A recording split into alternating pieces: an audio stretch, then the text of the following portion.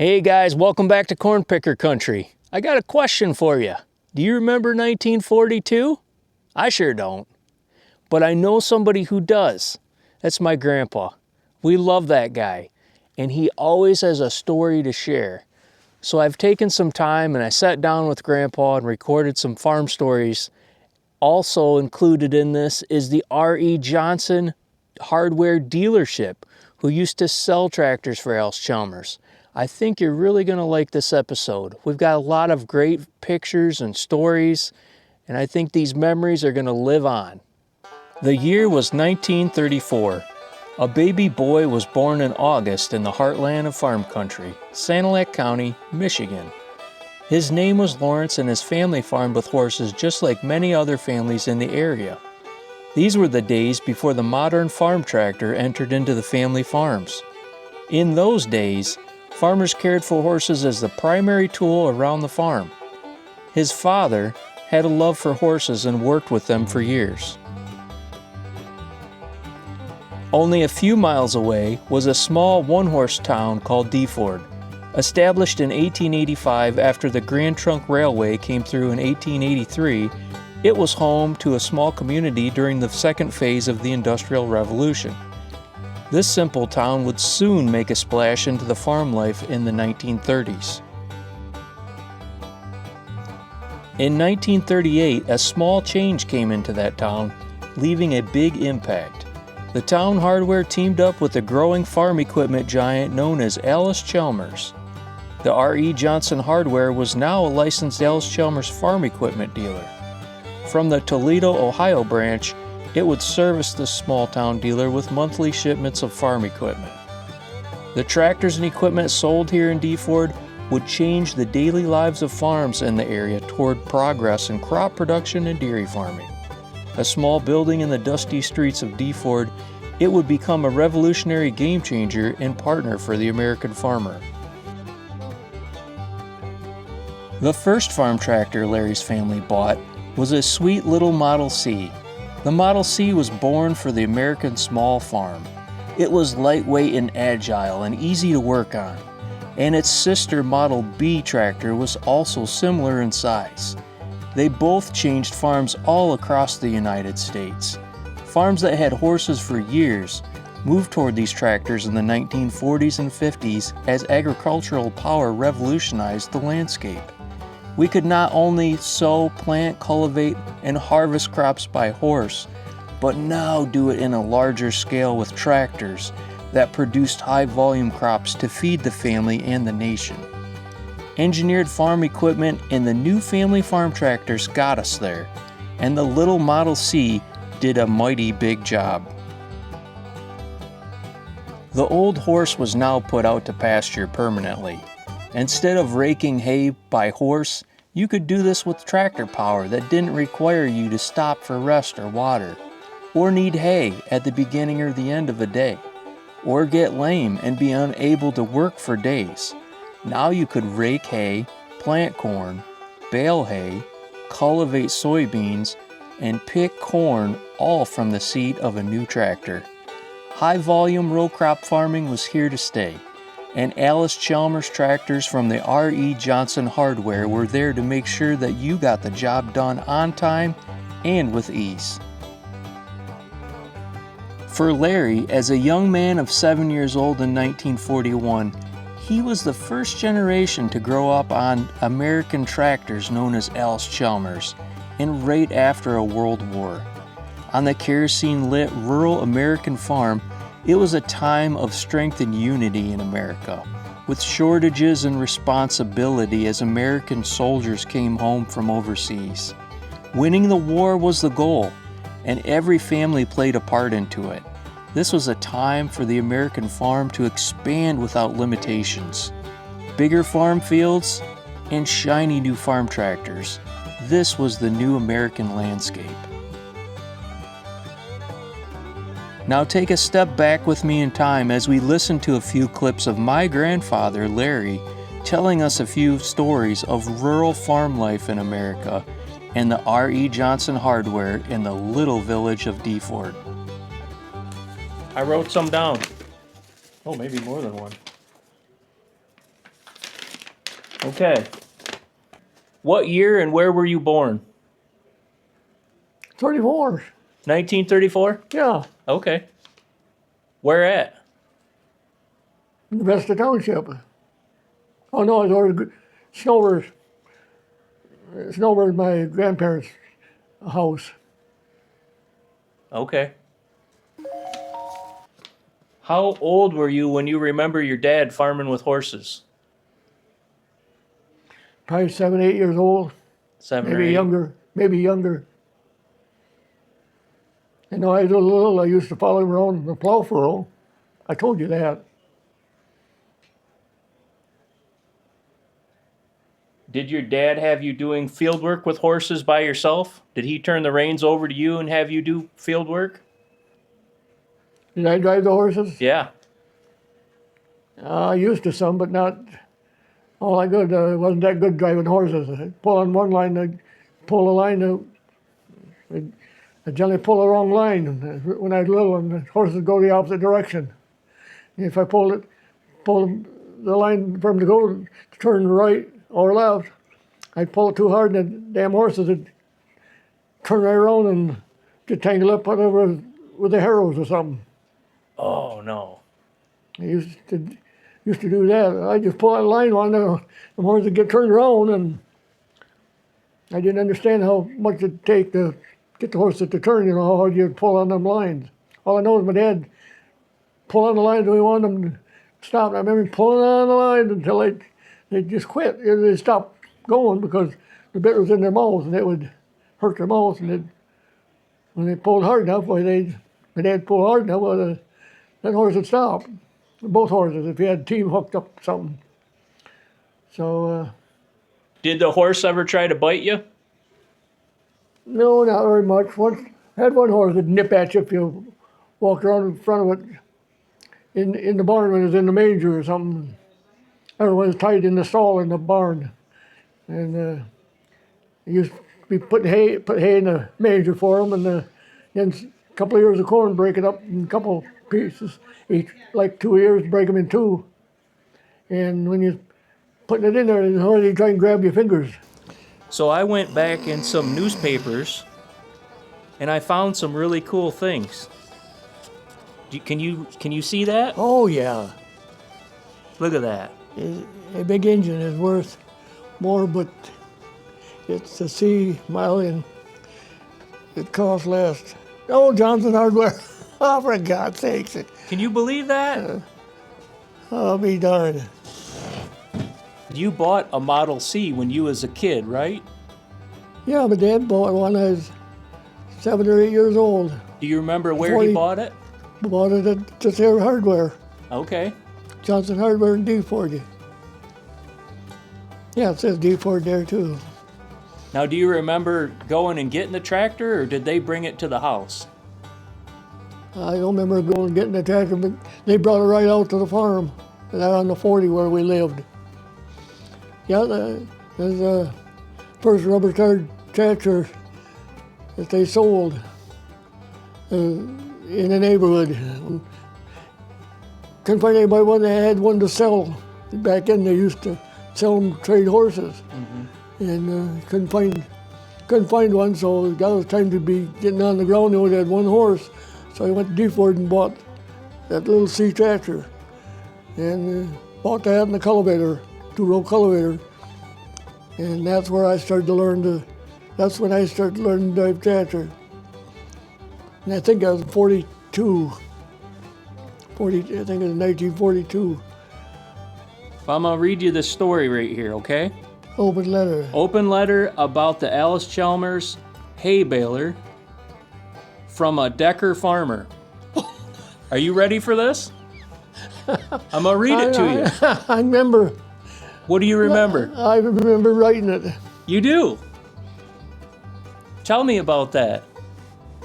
I think a dealer up there wanted know how we liked the round baler. I don't know. It was good.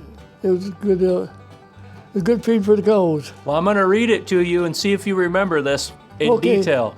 Okay. This is from 1951. Okay. So your memory's pretty darn good, buddy. You ready? This says, "Dear Sir, we like the roto baler very much.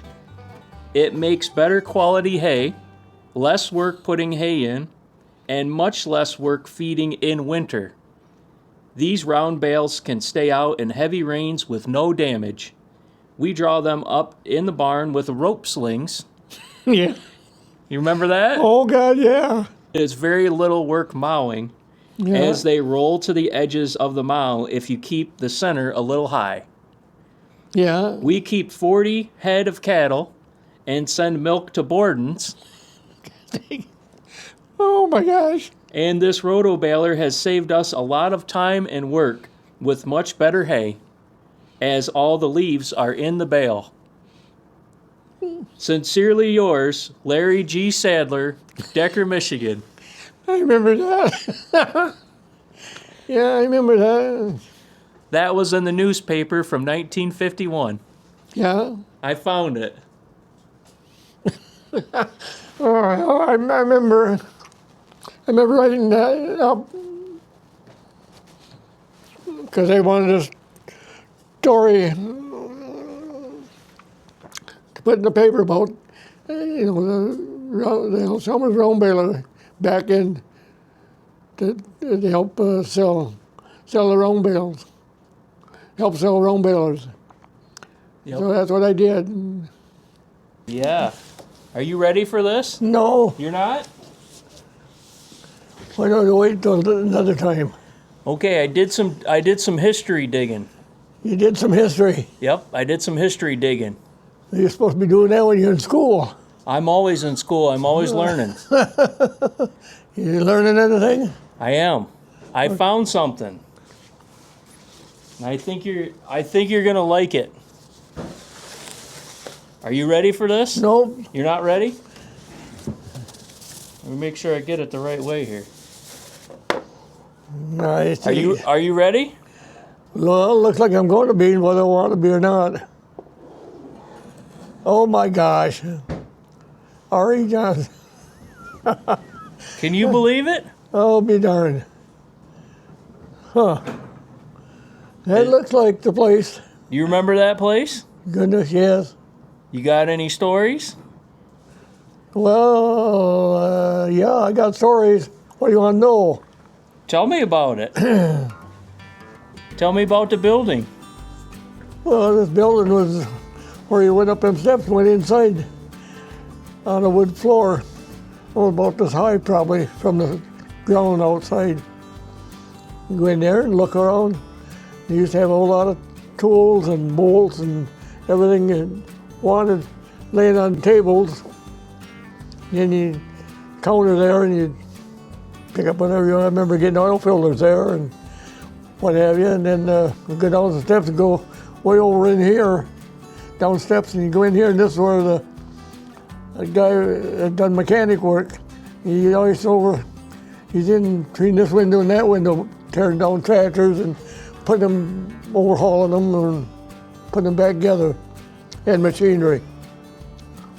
Wow. I had a chance, I could have worked there through the winter there years ago. Uh-huh. Did you see this right here? That's a gas pump. Yeah. Did you ever see Light him? shining. I don't know. I don't remember putting gas in No. there. My dad might have, but I don't remember. The guy that done mechanic work and putting machinery together, he always worked in front of these big windows over here. Okay. And I used to like go down there and watch putting stuff together, and sometimes I'd help him putting stuff together on bundle, taking wares off of bundles of stuff. And I'd take the wire off, and then there's in bags, bolts and miscellaneous things to put the machinery together. And I remember working in there, just doing it for something to do while my dad was up here. Gabbing the guy was up here in the store part. That was a long time ago, back in the 40s. Yeah, early 40s. Did the rail come right through D Ford and they dropped them off in D Ford, or did they bring them in on a flatbed truck? What's that? All the tractors and equipment. Oh, majority of the stuff all come on the railroad. Right into D-Ford. Yeah, well, the tractor, sometimes I think he would go down to Ohio or Chicago or someplace and get a load of the stuff on a big flat trailer behind a four-wheel drive Willys truck. And all from there back to D-Ford. Wow. They used to have field demonstrations. Did you guys ever go to the field demonstrations with the tractors from this dealer? Never did? I don't think I had such things back then. Yeah, they advertised in the newspaper for it. Yeah, they might have. With combines, they probably did. I remember,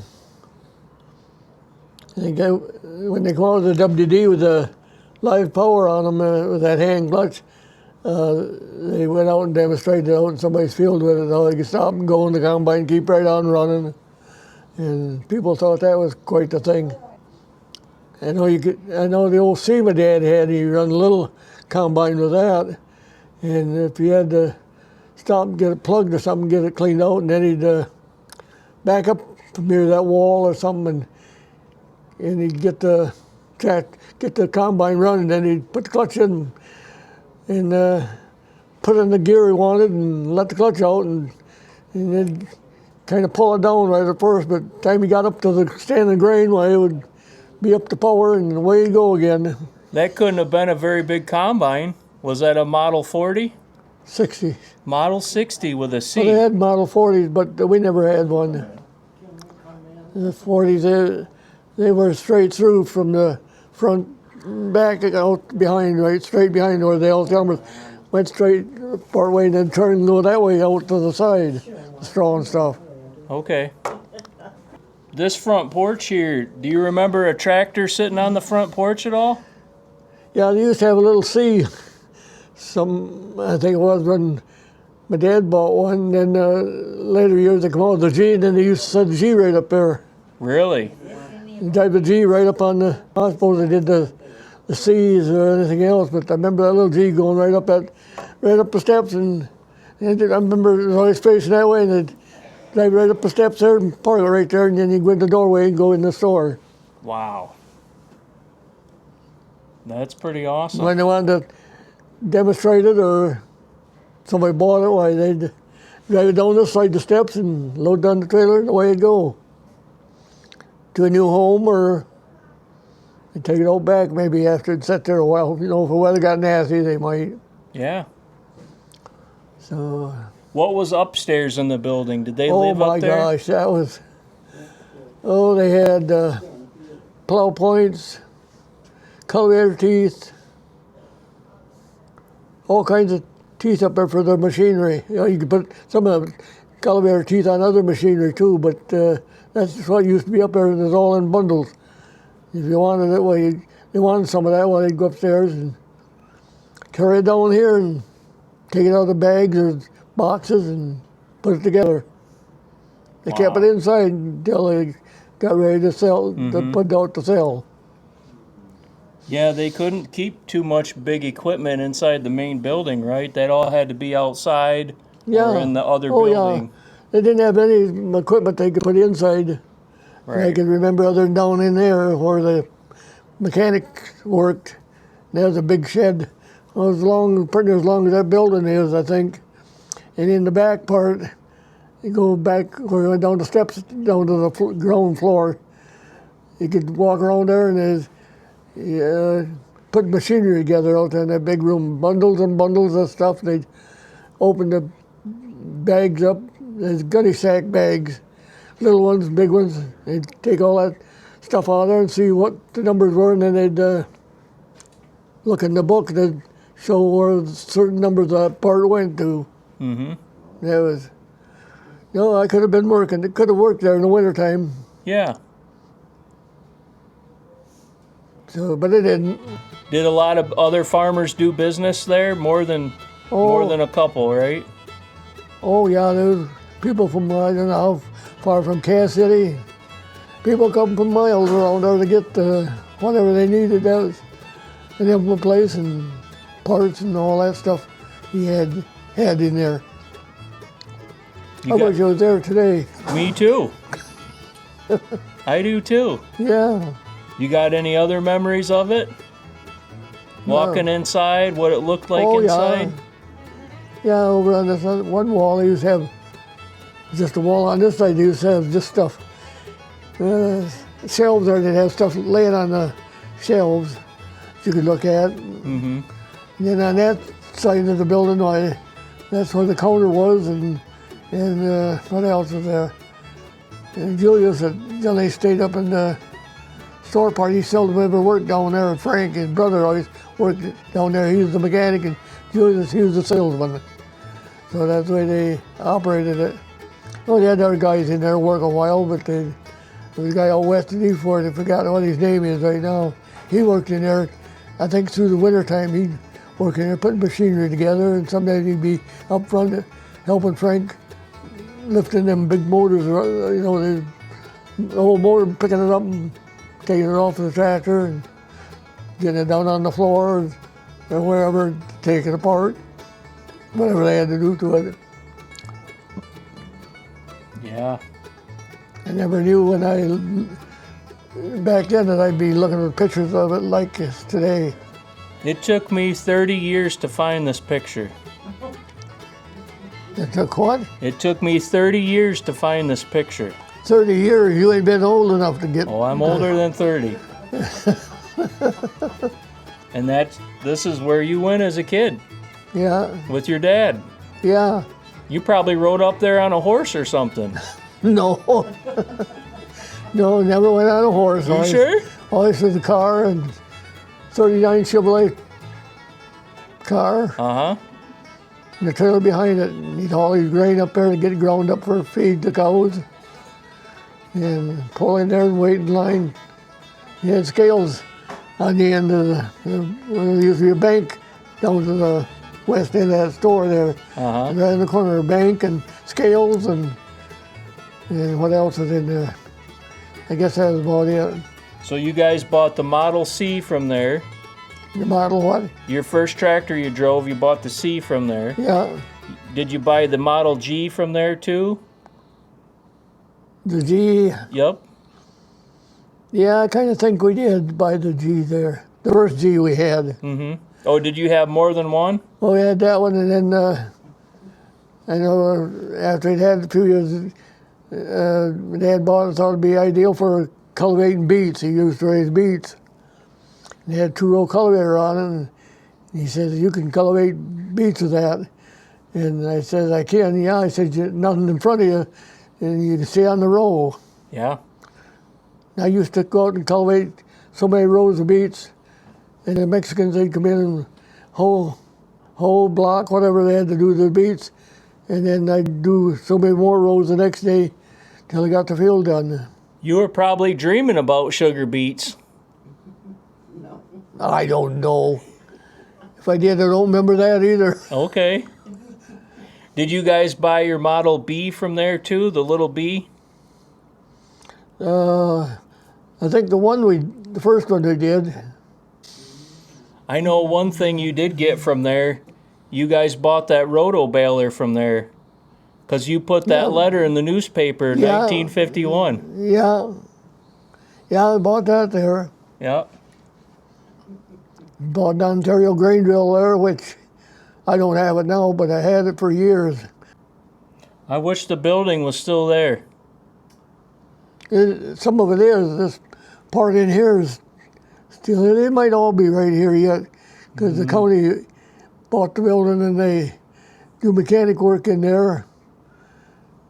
And I think that's all they do is they don't sell nothing or anything like that there. Yeah, it's all gone now. The building? Mm-hmm. Yep, it's all gone. Oh, that's right. They converted it into a county garage. They keep all their plows and stuff out back, and then they got a place to work on their trucks when they need to, and keep some of it inside, I suppose. Yep. So, yeah. Well, that's a little bit of history for you. For you, I know it. That's why I'm here. Okay. Well, I got one for you. I thought maybe you'd want to hang this up in your room. Oh my gosh. Look at that. That's the same as that other. It's the same, yep. Is that okay? We hang it up in your room? Well, yeah, you can hang it up in there. I thought you might like that. Yeah. Yeah. Well, thanks for the stories. Okay, you're welcome.